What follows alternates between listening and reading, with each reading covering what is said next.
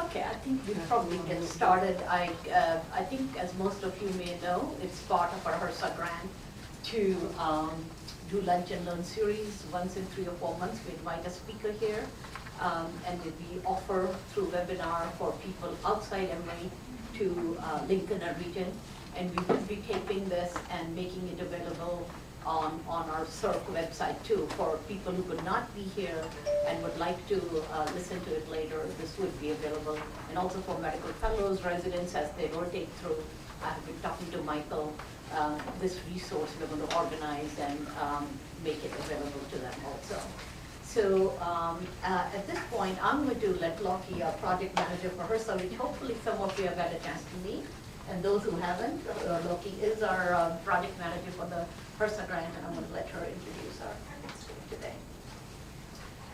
So Dr. Janssens, she is a professor of Translational Epidemiology at Emory University, Rollins School of Public Health with the Department of Epidemiology.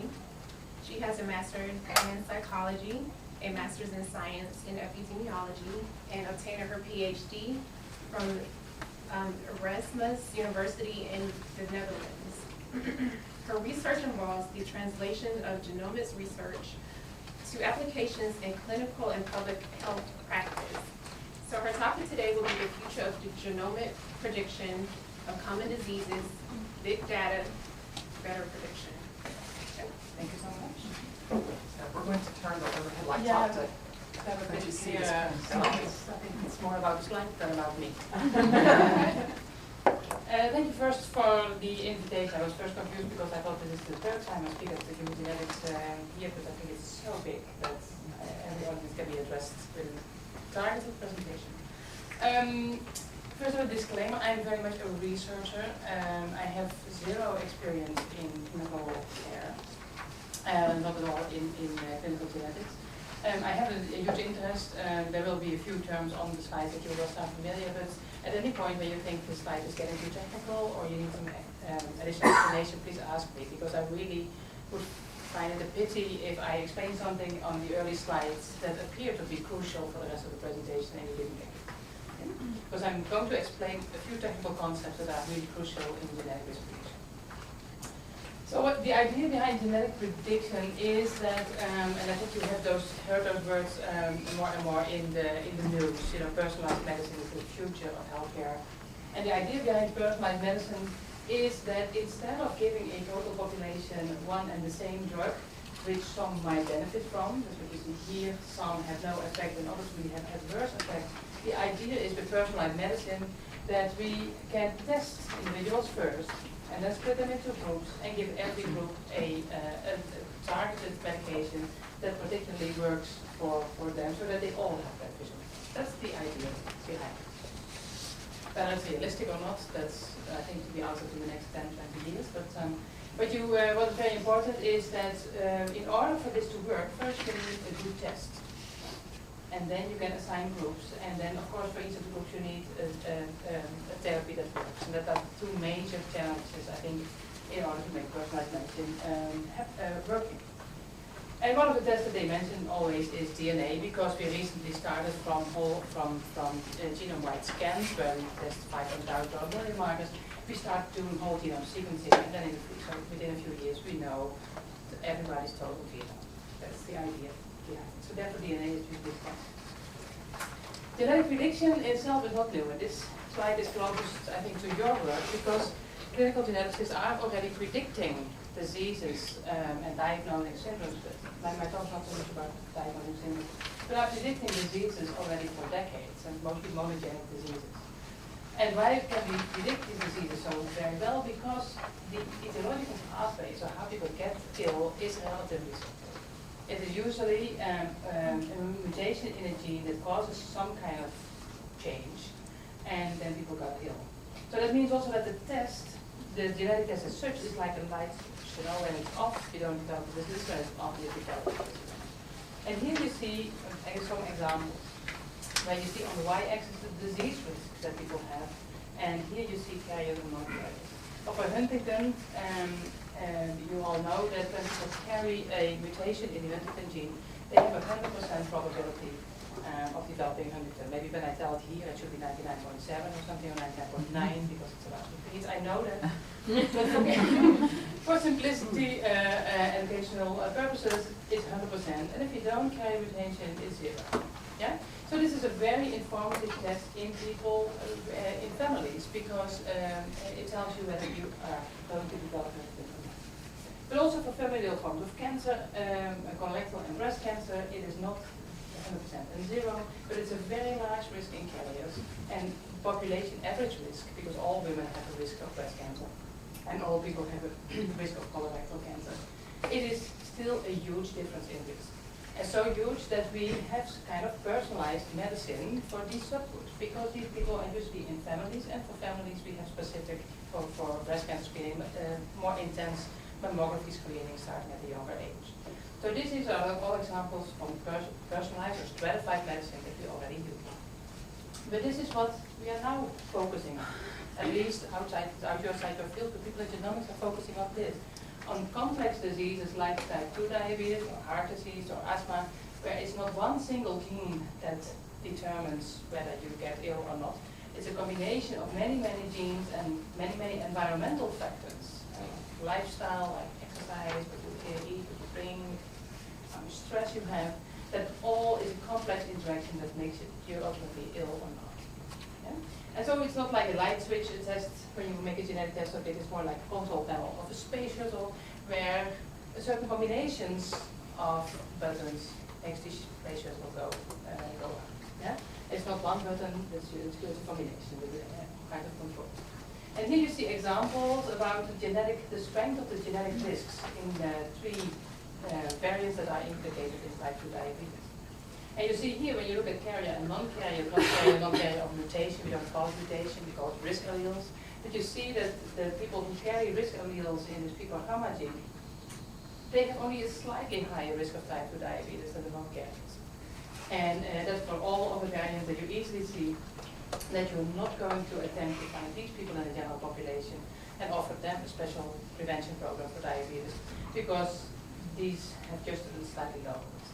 But then the idea is, that's what people are investigating, that if you test multiple variants together in a kind of risk model, that people who carry these risk alleles and these, that they might have a higher risk of diabetes. That is worth selecting them from the general population.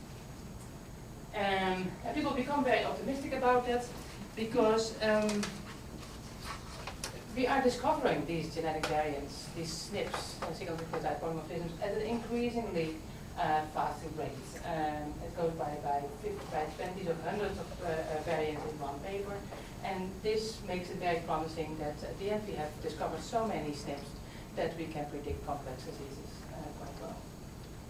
People are already investigating that. These are several examples of studies, epidemiological studies, where people try to predict a certain complex outcome based on a certain number, a risk score of a few genetic variants, where they try to predict the complex outcome based on genetic variants. It's not only researchers who are interested in. I'm sure you have heard about the companies who are already offering genetic tests via the internet. And here's an example of Genomic, who advertises that if you know your genetic risk, you can empower prevention. So let us determine your genetic risks, and when once you know your genetic risk, you are more motivated to adopt a healthy lifestyle or to keep a healthy diet. Yeah. This is the famous company here in the United States. I'm sure you all have heard about it, 23andMe. Is there someone in the audience who has done this test? You've done it? Yeah. And you like it? Well, you know, it was, I had expected more, but yeah. Okay, okay. Okay, I'll maybe I have something nice for you. Okay. So I did the test myself too. I will show it on the next slide. You know what these companies are doing?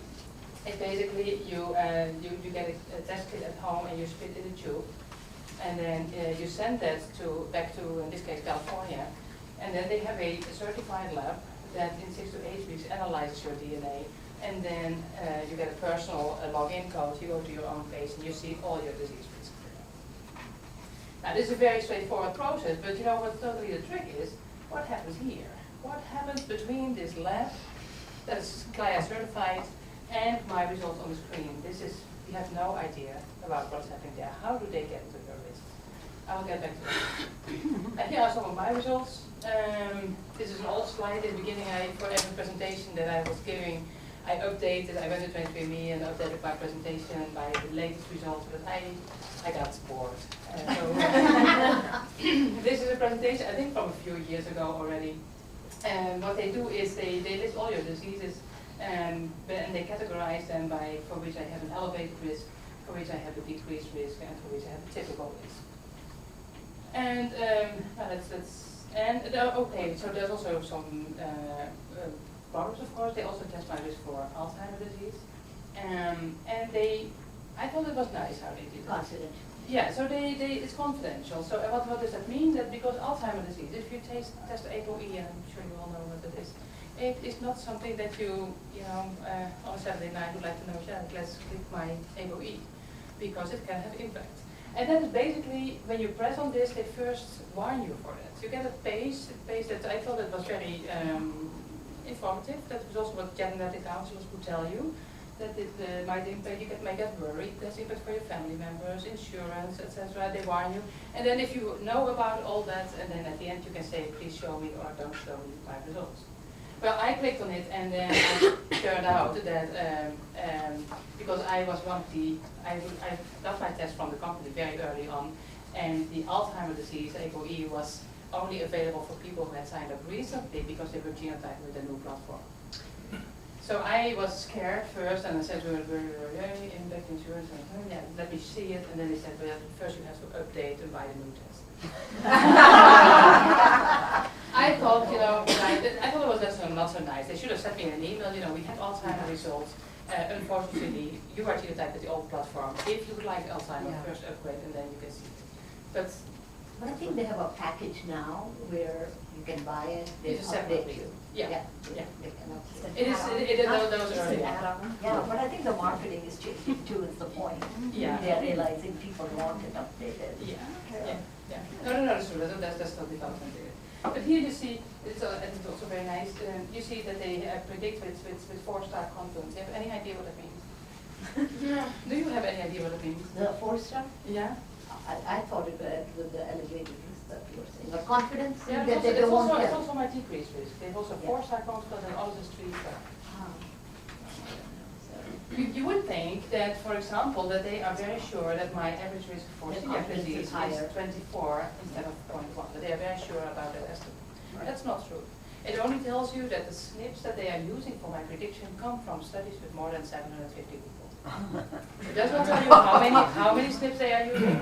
It does not say, because I think there is for heart disease, it's not on my, there are a few diseases, for example, like these, they predict only on the basis of one single SNP. And here, so my risk of stomach cancer is increased is 0.08% instead of 0.07. It's based on one single SNP. Wow. But that single SNP comes from a study with more than 750 participants, and therefore it has a 4-star ranking. But you know that most of the GWAS days, they have more than 750 people. They usually have more than 50,000 people. But, so that's kind of mystery. But okay, this is what companies are doing. But today, there are more, I think there are people, when you read the Nature Review Genetics, and there are more applications that people these days think of what you can use the DNA for. It's not only for predicting monogenic diseases or for diagnosing syndromes. It can also be used for pharmacogenetics to find out which treatment works best for you. But also, and this is a very promising area, for the characterization of bacteria in outbreaks, in epidemiological outbreaks, to really quickly characterize whether the same bacteria is causing a similar disease in Forensics is a very active area of research where you can match the DNA in a crime scene, but also where people try now to predict, based on the DNA they find on the crime scene, whether the suspect was a man, whether it was blonde hair, blue eyes, and white skin. So based on the DNA, they try to predict characteristics of the suspect. And the nutrigenomics is another area. So it's really a broad scope that people think that we can do with DNA testing. Well, This is also partly fueled by a few developments that are going on. This is what I will discuss at the end of my presentation. Because what I said, we recently moved from the genome scans to whole genome sequencing, so we know people's total DNA. We get much larger studies that can inform the risk data for the prediction. We are not only looking at DNA, but with omics data in a broader sense, and people are trying to make the risk models much more complex. These are very active areas of research also, and they might improve the prediction further. I come back to that at the end of my presentation. When it comes to prediction, I split these possible applications in two categories. This is my categorization. Do you have any idea why I do that? What's the difference between them? This could have been a question, but I forgot to.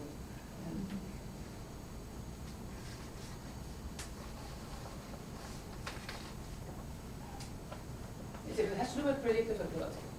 The prediction. Okay, let me tell you this. So the difference between these kind of applications and these ones is that these are by far more likely to occur in the future, because the questions here are relatively simple.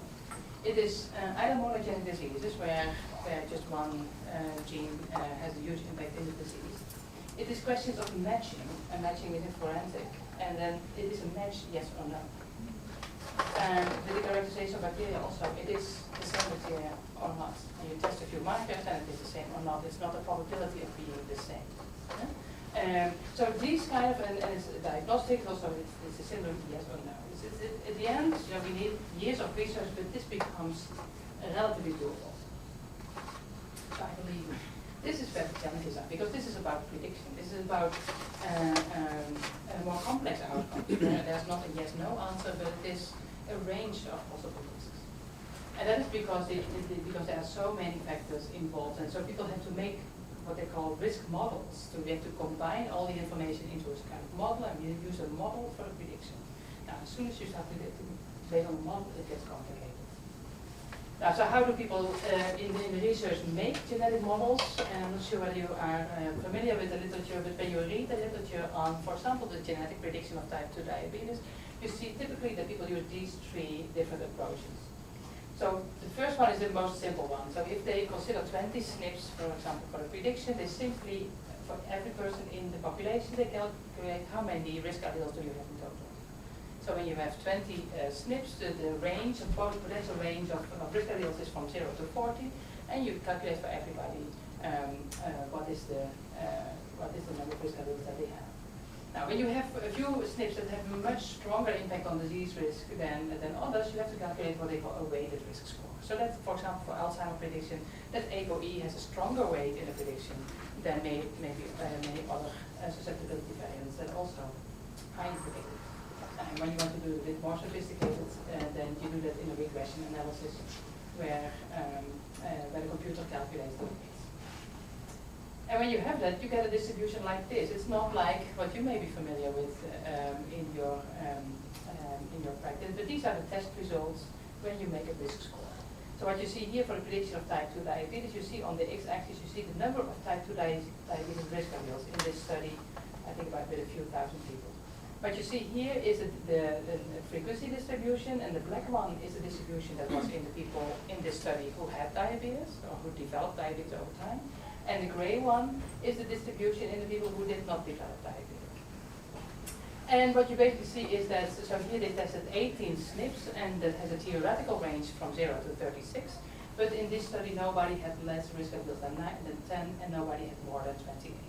And that's, I think, very important to realize when you are examining 18 SNPs or 100. There's nobody who has all risk alleles. That's a combination that is way too unlikely. That's what you see here, and that's what you see in all the prediction studies.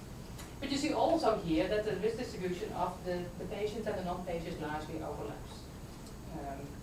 Here is another example of age-related macular degeneration where they use a weighted risk score. Now then you get a very more complicated score on the x-axis.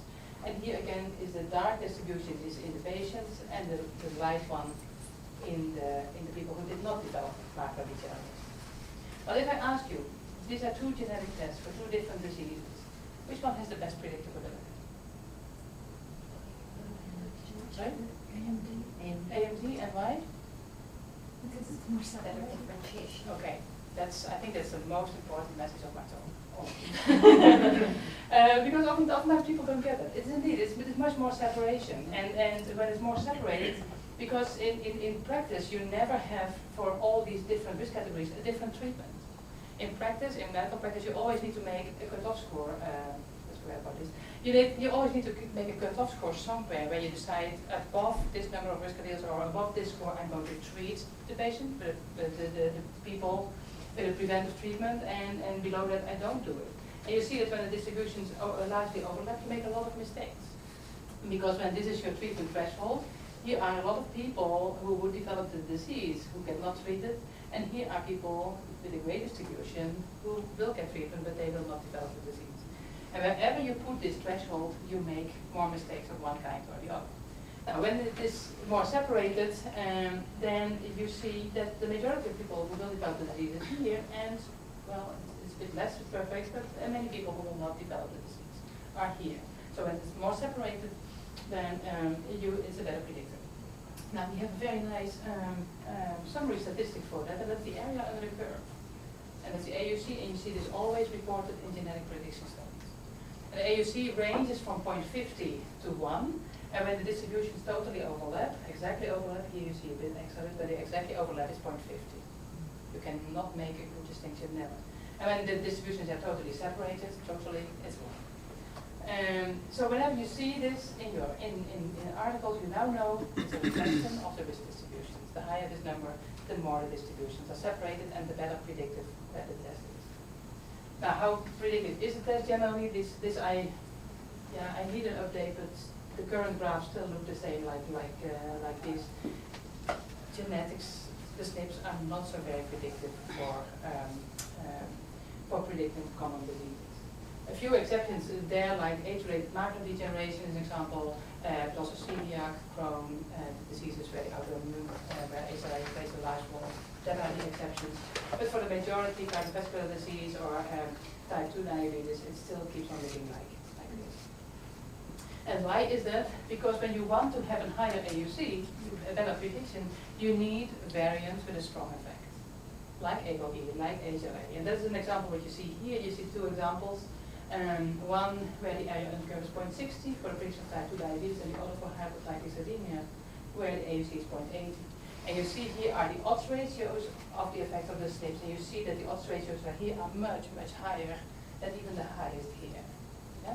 And because these are higher, and also because it's also a factor of the frequency, but it's not so much different here. When these are higher, you get a higher AUC and better prediction. And this is the problem for many complex diseases why we cannot predict them so well, because most of the odds ratios, they look like this. Yeah? Any questions so far? So clear?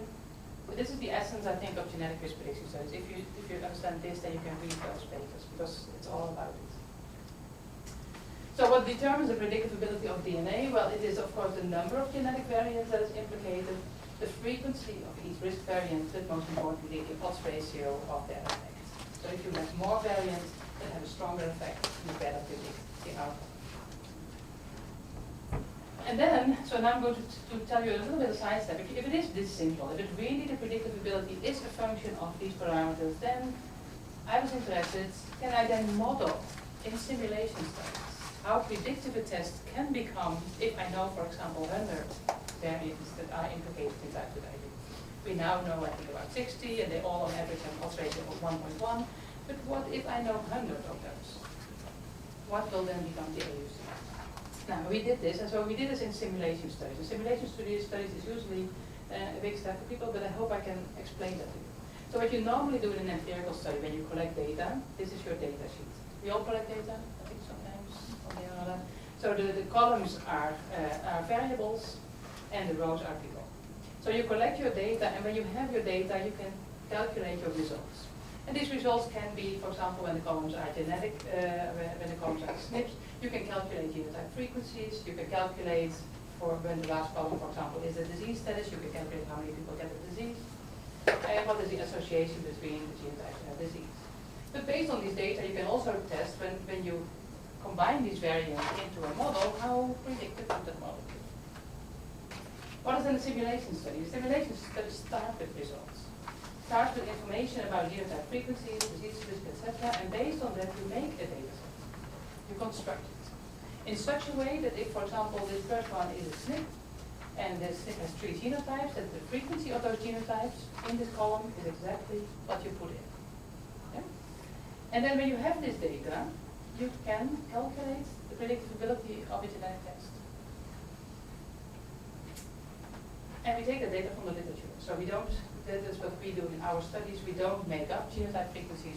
We go to HiveMap, we go to some of those big data databases, and we look up for example, 20 SNPs that are implicated in diabetes. What are the genotype frequencies? We know from epidemiological studies what is the disease risk. We know from the GWAS what is the odds ratios, and then we model a data set and calculate the area under the curve. This is, I'm not going to explain in detail, but I only want to show you here the study that we published last year, that to us at least it works.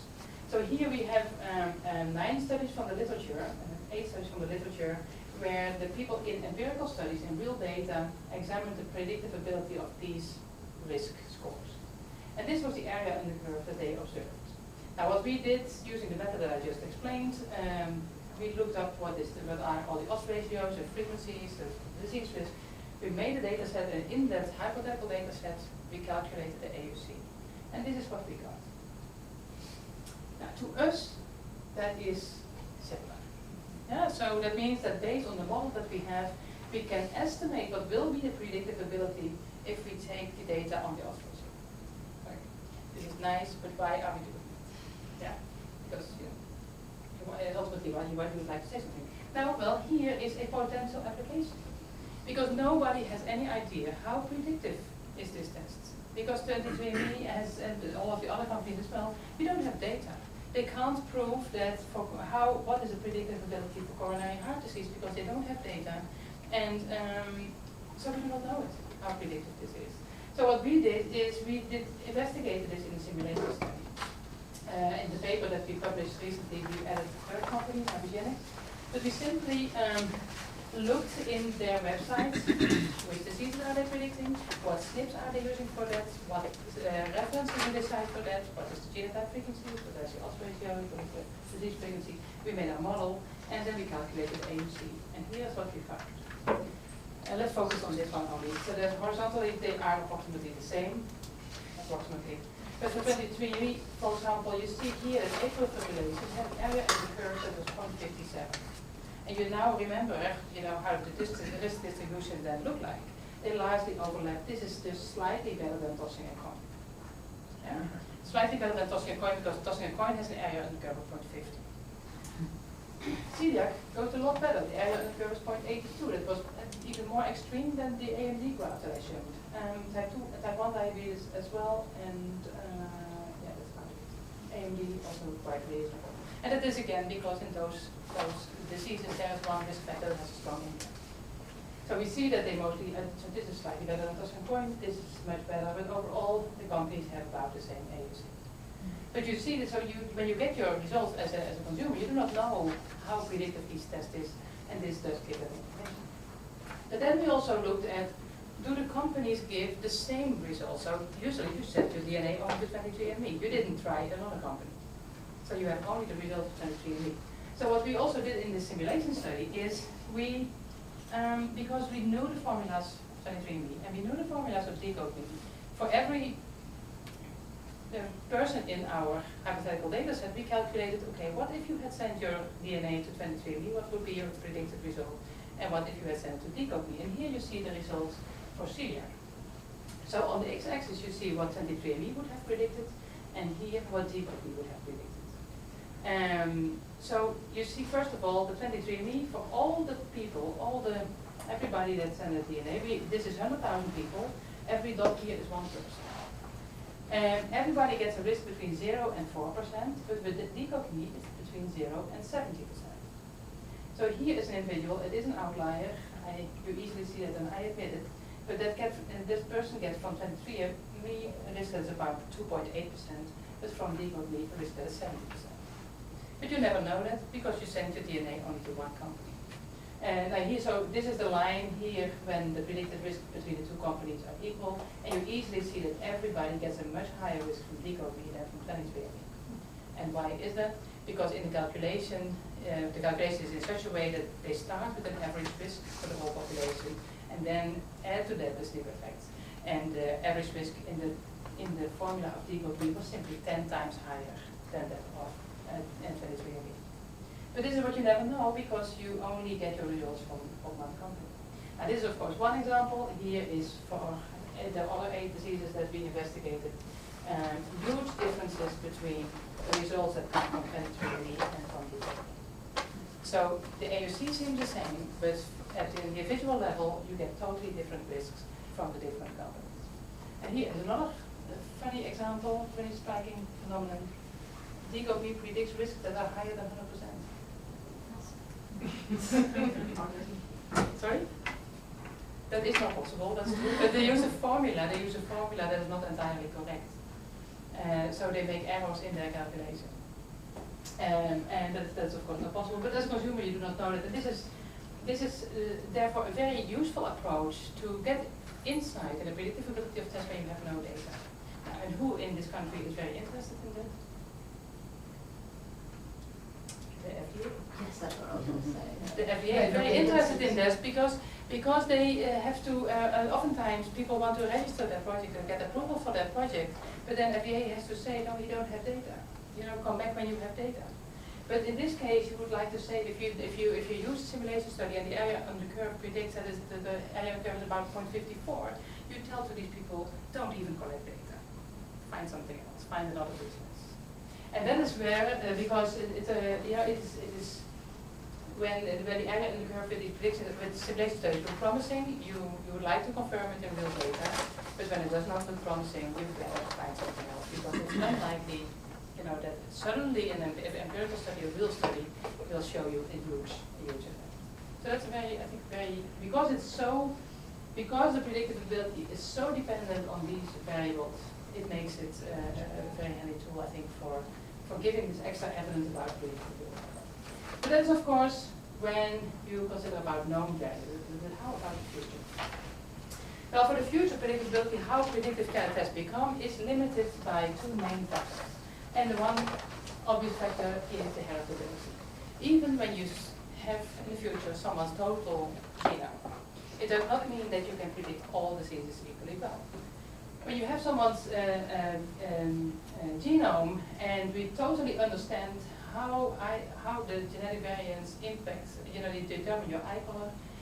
Eye color has such a high predictability that you can perfectly predict that at the end. When we understand the genetic variants that explain eye color. Type 1 diabetes as well has an extremely high predictability. When we understand is 80%, 88%, we make a model of it, we can predict it quite accurately.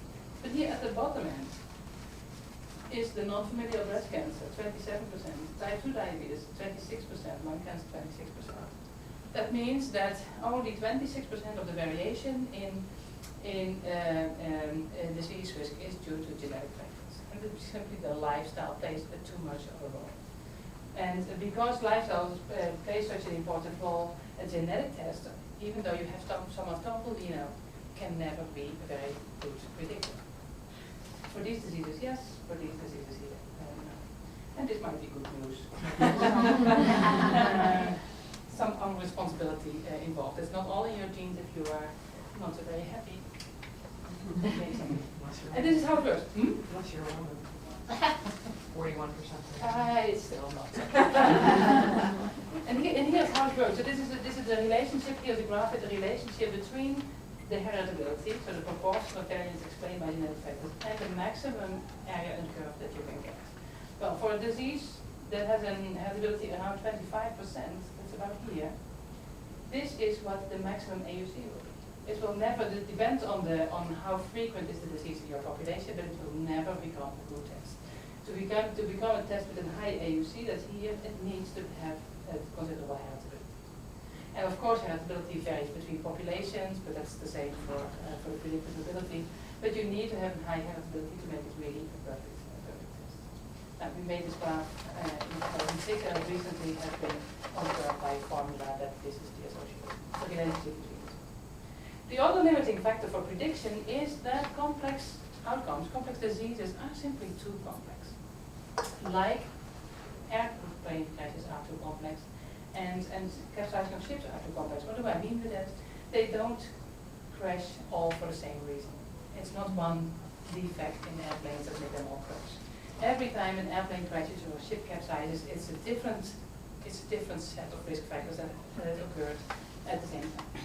And this is, I think something went wrong here. Okay, I missed the slides. Okay, this slide should come before the other one.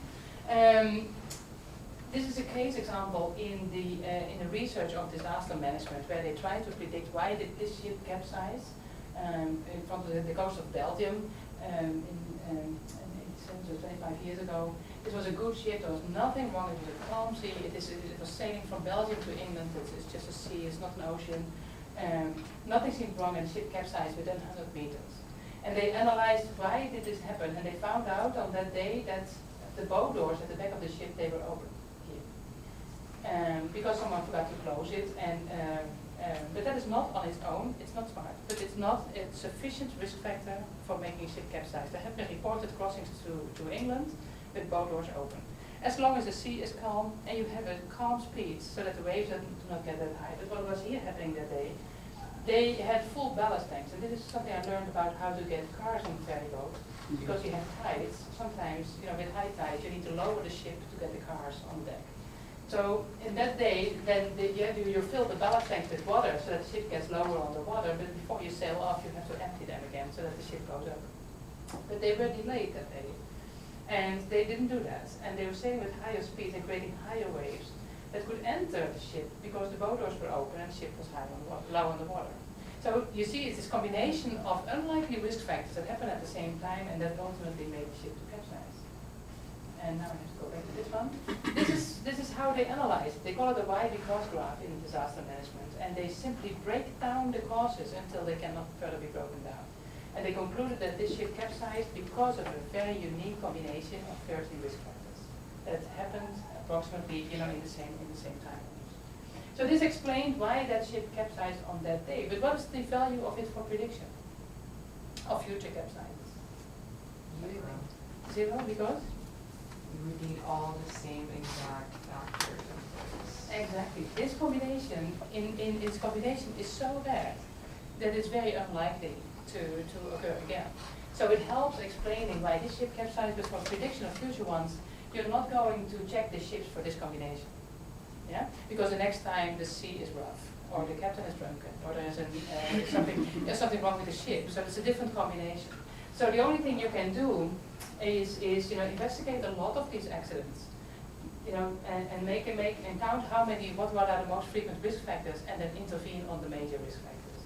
And then likely your recommendation will be to close the doors. I think that will be, but that is a very general one. So for prediction, even though it gets very personal, very specific for prediction, it's a limited use. And this is how we summarize the predictive ability of genetic tests. So how predictive can tests become depends on the heritability and what we call genetic complexity. When the heritability is low, that's here, the predictability will always, based on DNA alone, will always remain poor. Because too many other factors cause the disease. When the heritability is high and it's genetically simple, like for example something like PKU, you can, and you know the genetic origin, you can predict quite well. But that's your profession, so you know that. But here at the other end is when the heritability is high, but genetically it's so complex, like for example height, where they have already discovered more than 100 SNPs that are implicating in height. It will remain complex, not because we cannot find all the variants, that may also be challenging, but because we cannot model all the interactions, so the model will always be very poor. So only when it's highly heritable and genetically simple, we might be able to predict it. And then here are the new trends. I have to speak a bit faster, I think, to finish in time. But here are new trends that give new hope to this area. So we recently started sequencing. We got bigger and bigger studies. We are combining much more data, and we're making more complex models. And these fuel, again, our optimism about that the prediction in the future will get better. Here is examples, and really, I'm really surprised with this. This is a study that they are setting up where they try to investigate 1 million people. So it's no longer 500 or 1,000 or 750, that's really needed, but 1 million people. Here is another study in 1 million people, the Healthy Heart Study, where they do all kinds of fashionable technology in 1 million people. But one of the aims is to better predict heart disease. And that's of course the question, can that be? When you do a larger study and do more technology, can you then predict better? Let's see. It's not only the DNA that people are looking at all the omics, and not only the omics, but all kind of markers that you can measure that reflect all these stresses and diets and everything. But the idea that if you combine, look not only at DNA, but also at the proteomics and the metabolomics, and then I run out of words, but when you combine that all, can you make the prediction better? And people have severely criticized the modeling that's being done in genomic research so far, because we always we make unweighted risk score where we simply count the number of risk alleles. We make regression models, but it's usually logistic regression or Fox regression, and that is extremely simple. So people start using all kinds of fancy techniques to model the outcomes better. Well, can that?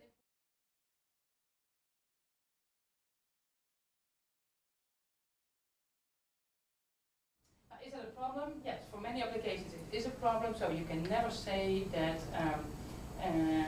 perfectly you will develop a disease and you will not. But there are many, many other applications in healthcare that cannot make such good predictions.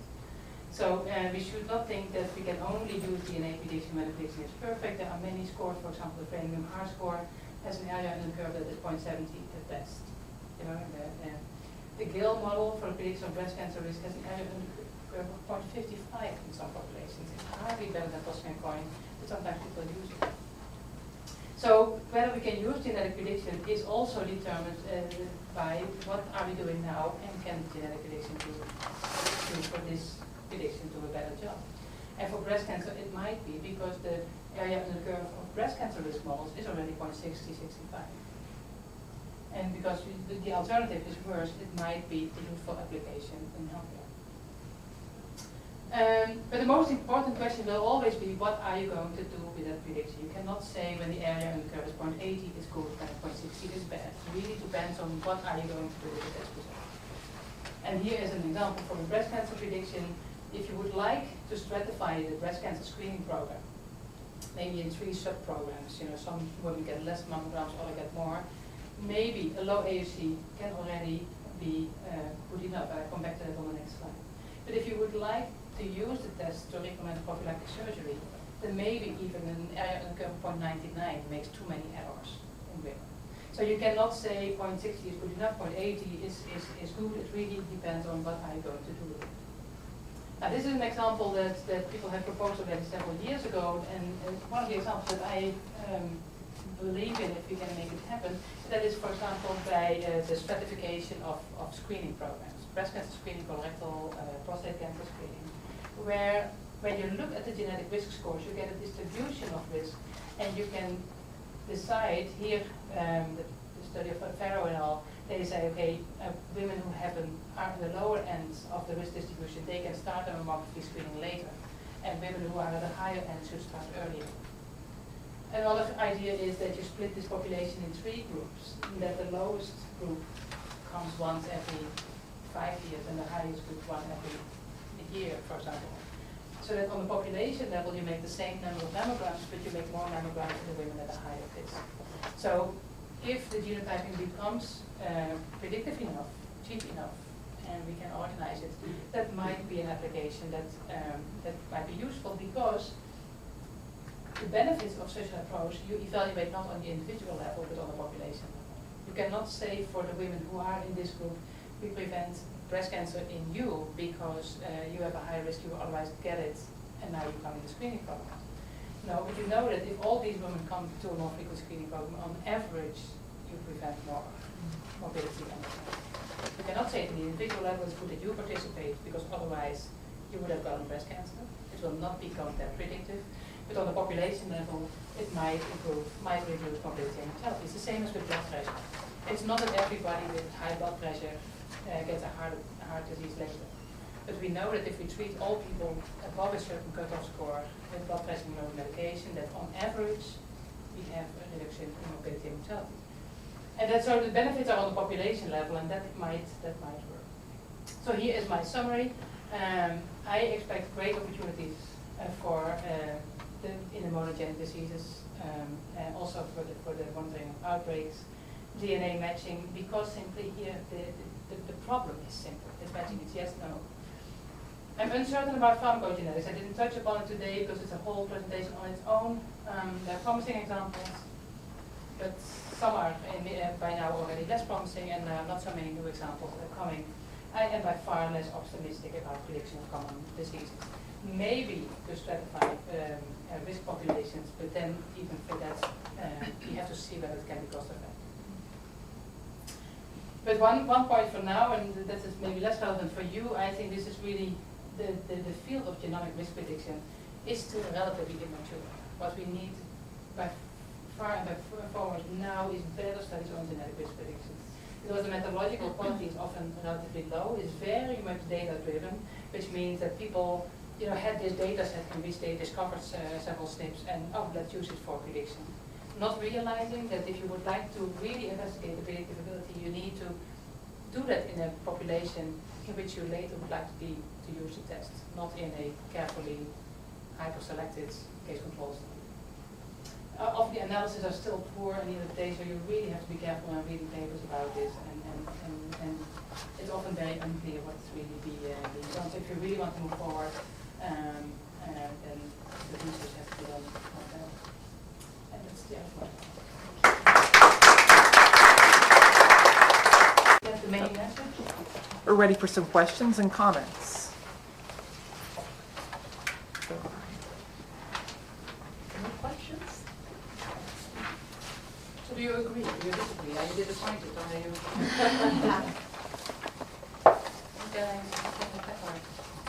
Very interesting, very interesting to see this. Does it make sense, or are you surprised, or are you disagreeing? Or? I'm a little surprised, and it does make sense. I really liked hearing about the 23andMe because I haven't done it, but my husband has, so that's really interesting. So You don't know any of that stuff, really. They send you the information, and you think, oh, I've got a 70% chance of getting this at some point. Yeah. Yeah. Oh, that's Based on 750. Hmm? Based on 750 Yeah, studies. yeah, and like- some predictions are based on only one SNP. One But that SNP. is, they are transparent about that. If you click, you have to go a few screens further. But you never know how predictive the test is. And when you see it on the screen, you assume that everything is equally predictive.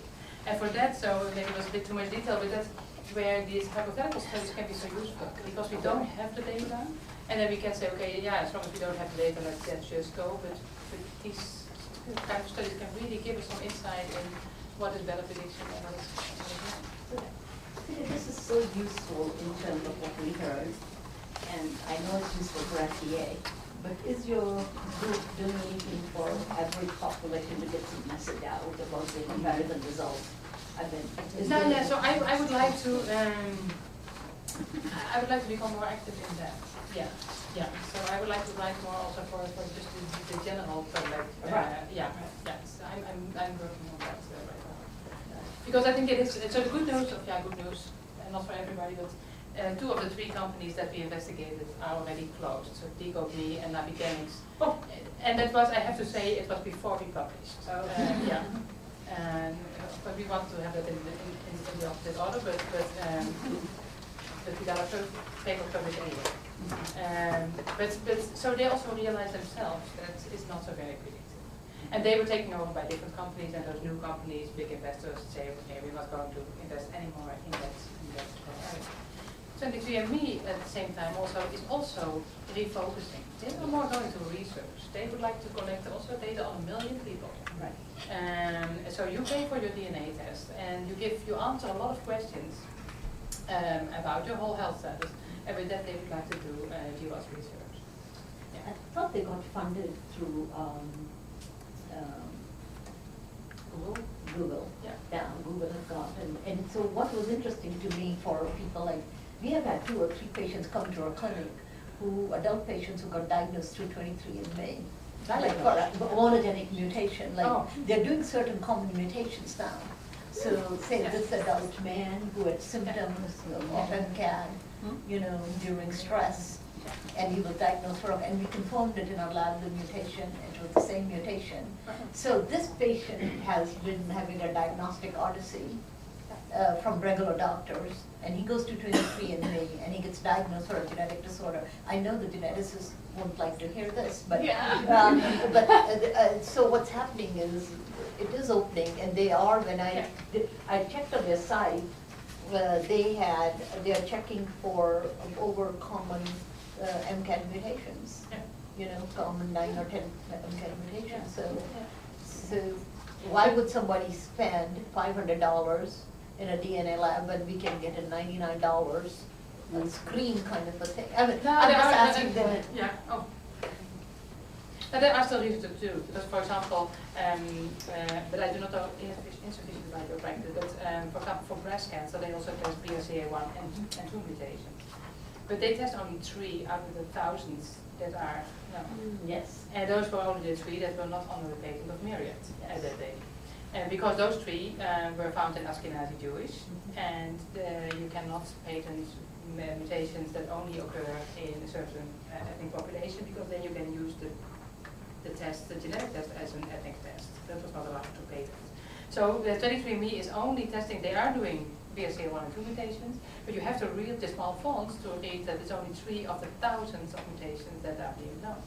So you never know, and therefore I think you still have a profession. You need, you know, when a woman comes with family history, you need to find out what is the mutation in that family, and that's an So the answer. genetic counselors really need to know that, I feel, what is being offered in 23andMe when patients like that come I for think so too. I think so too. You need to know, and maybe we should spend another session on that, because that's nice as well. Because so don't get misled when people say, you know, I had my BRCA1 tested by 23andMe, because you really need to know what they are actually doing. And it really needs a clinical genetic experience to find out whether that is all the mutations that we know. But for cystic fibrosis as well, I think they do 1 or 2 of the most famous, but this is only 1 or 2. Yeah. Or is there a whole range? And so what do they do right? Because you know, when they do good things and they warn people and everything, So, but they're constantly adding and upgrading to their mutation. I have to see what happens in the future, because I think they get more realistic as well. I think by now they also see that the common prediction is not really adding so much, and they have also, I think they have geneticists on board who also know that if you, especially for the cancers, you know, mutations can be so private, you know, really limited to one extended family, that you never have that in your database. And that you always need to know which mutation is running in the family to say you don't have that mutation. And so there is always, I think, a lot of extra work for the clinical geneticist, but I think you do yourself a good job when you find out what the company are really offering and what extra is yours. Yes. Yeah. So before in the GWAS study, most of the SNPs in GWAS study kind of random and not really on the genes. Now they really design the SNPs to focus on genes. So I'd like to know what you think. Will that have better predictor value? So the SNPs that they so far had was so tagging SNPs, so they were in the neighborhood of maybe the causal variant, but not really the causal variant. I think you may improve a bit there, but will not make a huge impact on the predictability. That's my personal expectation, because I think, you know, the diseases are simply too complex. And personally also I think that's good news. You know, it's nice that we cannot predict the whole future. My personal perspective. So I do not think that these you know, being more precise about the SNP certainly makes it very, very predictable. Yeah. But I may be totally wrong. Maybe 5 years from now I may that's the challenge in this field. So you can say something with very much. It's like this, and then but so far I'm not wrong. So my paper that I wrote in 2006, it's almost 7 years old, it's still confirmed. So there's no single prediction study that shows really it's an outlier on my graph. And it has a very funny story, because I accidentally found that graph. That's really sometimes how science works. I was working on a graph, a different one, and I selected the wrong columns in my Excel sheet. And suddenly I got a graph that had these nice curves. I think, how can it be? And so that's how I got to my graph. And then later, I'm not smart enough to make a formula, but then later someone else made a formula for that relationship. That's very nice. But it's still confirmed. So it still tells you, the heritability is really an upper limit for predictability. And if you would like to make a test more predictive, you have to increase the heritability. Now, how can you increase the heritability? It's maybe to look at more of a specific population, because heritability is very much population specific. And a more specific population can be a family. Yeah, when you have an extended family where there's a disease very prominent, in that family the disease is likely very powerful. So that's It will be interesting to look at the data, looking at the international data now, and seeing like with the countries where the consanguinity is more common than in America. It's very interesting to see the hotspots of certain disorders and to do this modeling within the ethnic groups or regional to look at certain disorders that are predictable. No, and I don't want to give so I'm also very optimistic about the prediction of using DNA prediction for public health. But it does not mean that you cannot never use it in no population. So it may be not predictive enough in general. The same with Huntington. I think always Huntington is a very good example. It's a very predictive test, but very useful only in families. Because when you don't have a family history, it's not a useful test. At least that's my perspective, because I don't have a family history for Huntington, so I'm sure I don't have it. So for me, I do not have to this extra, and do not need this extra confirmation of a test. So that's I think one of the reasons why we don't expose the whole population to a Huntington test, because it's only very useful in populations. And I think the future, and that's one of the reasons why I say we need to do better and more thoughtful studies in this area, not just do a genetic scoring whatever population we have. No, think first about which population does the genetic score potentially make sense, and invest in that population. And that was partly inspired by a study that we published, I published myself and student in 2008. We did genetic prediction of type 2 diabetes. At that time I was working at the Rotterdam, in Rotterdam, and we had the Rotterdam data. It's a very large cohort, very well characterized, with everything carefully measured.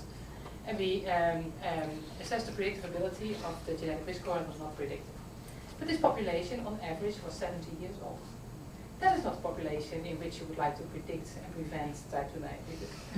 So even though we didn't find that the model was predictive in that population, it tells us nothing about whether it can be predictive in the 20-year-olds. I also don't expect that's predictive there, but it doesn't tell you anything. So this for me was an eye-opener that I think, okay, it's a nice study, nice publication, high impact factor, well-cited, but nonsense, because it's totally the wrong population. And I think in that way, our field needs to get a bit more advanced, that we think first in which population do we expect the model to be predictive, and then only investigate there, and not in everything that all the data sets we have available. You had I've got a couple of questions. I think your risk for coronary artery disease was 34 points. Yeah, shocking. Did you change your behavior? Not at all. Not at all. But it's only a partially informative question, because the first question you should ask is, is my behavior so bad? Right. Because I have a really healthy lifestyle. I bike to Emory every day, and But I heard you talking about hamburgers earlier. Yeah, we were talking about that we both want to be vegetarians, or failed vegetarians, and because we want to eat vegetarian, but sometimes we fail. Well, I think a lot of these studies have shown, even when you give these predictions, it doesn't necessarily translate into preventative behavior. But one of the advantages that I read about, though, is like the Alzheimer's. You know, even though you can't change anything, the people who are at risk for this can buy long-term care insurance. They can use the information in other ways, like the Huntington's. I mean, you know, if you, for Huntington's, I think you'd have to do it anonymously or something. Yeah, so but it is a bit challenging. I think so, but that's what I only know from the Netherlands about for example, doing life insurance on your life, and when you have done your Huntington test and know that you're going to develop Huntington. In the Netherlands, it's not allowed. You can't buy the life insurance? Not when you have been tested for Huntington. That's why I'm saying that needs to be anonymous. A lot of people get tested. No, it's anonymous because what they say, and I can totally follow that reasoning, they say we would like to have, first of all, we would like to have the same information as you have for buying a You know, when you are 20 and suddenly invest, you know, if I insure your life for 5 million, you would like to know why you suddenly came up with that idea. Yeah. And then we would like to make, the same decision on the same information. That's one thing. The other thing is we only insure risks, not certainties. So for the Huntington, if you already have a mutation, you know that you are going to die early, you know, from Huntington. So we cannot insure that because, it makes sense because when old people start doing that and then we put it on 10 million or 50 million, then those companies get bankrupt. So you cannot, so insurance companies, they insure risks, not certainties. So you can do it before you have the test, but not after. You can always cancel the insurance after you have the test if you don't test positive. It is, but it is difficult. It's very difficult. But the Alzheimer's is a little different. Yeah, it is. Yeah, it is. There are a lot of challenging discussions there. But to come back to the behavior, because there are a lot of studies now that you know have shown that when you give people genetic test results, do they change their behavior? Yeah. Most of the time they do not. And I think that is good news because as long as the tests are not predictive, you should not follow these test results. You know, my risk of heart disease is indeed increased, but they did not. I'm very strict on that, but 23andMe has no other information than my date of birth, my sex, and my credit card number. But that credit card number by now is expired, so they have almost no information of me, and so they could not factor this lifestyle into my calculation. And I'm not, so that's a limitation, another limitation.